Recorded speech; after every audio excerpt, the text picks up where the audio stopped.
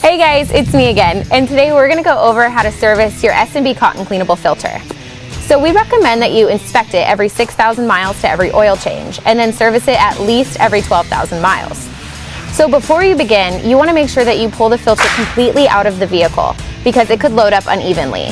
So if you look here, it's going to be a little bit dirtier where the inlets are for the debris and the buildup. Let's start off with removing any large debris that might be stuck on your filter. So to start off, you're going to tap the filter on the rubber part with enough force to knock out the debris, but not actually damage your filter. So as you'll see that we did a pretty good job at knocking a lot of the debris off of the filter, but you always want to go back and double check that you're not going to find some large particles stuck in there. So in this case, there's a couple bees, and we're just going to take a soft bristled brush and brush them out of the filter. Once you've completely checked your filter to make sure that you've gotten all the large particles out of the pleats, you can then go ahead and begin the cleaning process. So let's go over what's going to come in your S&B Precision 2 Cleaning and Oiling Kit. So you're going to get a bottle of air filter cleaner, you're going to get a bottle of oil in your choice of either red or blue, and you're going to get an applicator bottle. So this is extremely important because it'll help protect you from over-oiling or under-oiling your filter. Remember to only use the S&B Precision 2 Cleaning and Oiling Kit when it comes to servicing your filter. Using any other brands could damage your filter and will void your warranty. Completely cover the filter with the S&B cleaner.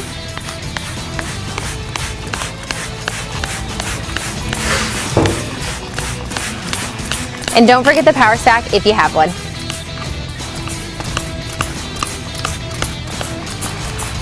Once you have the filter completely saturated in cleaner, you're going to go ahead and set it on its flange and then allow it to sit for about 10 to 15 minutes and really let that cleaner break down the particles. Once the 10 to 15 minutes is up, we're just going to take our filter outside and give it a little rinse. Now rinse out your filter using a low pressure water source like a garden hose or a kitchen sink.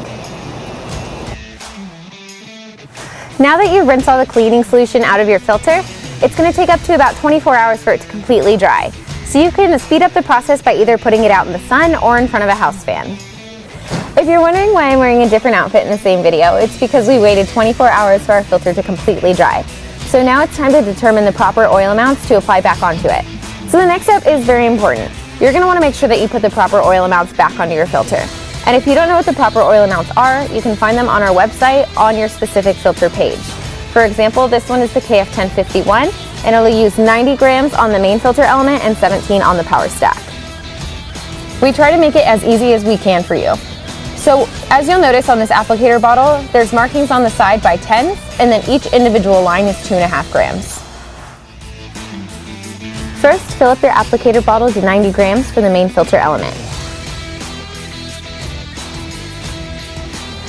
When applying the oil, you're going to ring it around the filter, starting about a ½ inch away from the base.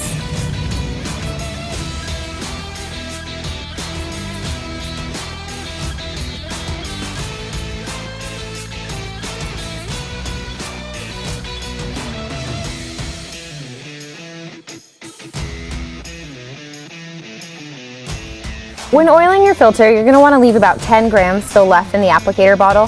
That way when you let your filter sit for about 20 to 30 minutes and kind of let the oil bleed together, when you come back and check on it, you may notice that there's spots that are missing oil. So you'll just take the 10 grams and you'll just fill in those places. So as you can see, the oil spread out pretty evenly on this filter, but we're going to go ahead and take the remaining 10 grams of oil and fill in the spots that are a little bit lighter. So now that the main filter is oiled, it's time to oil the power stack. So you just want to make sure that you get the proper oil amount. In this case, it's going to be 17 grams. Now just apply the oil to the power stack.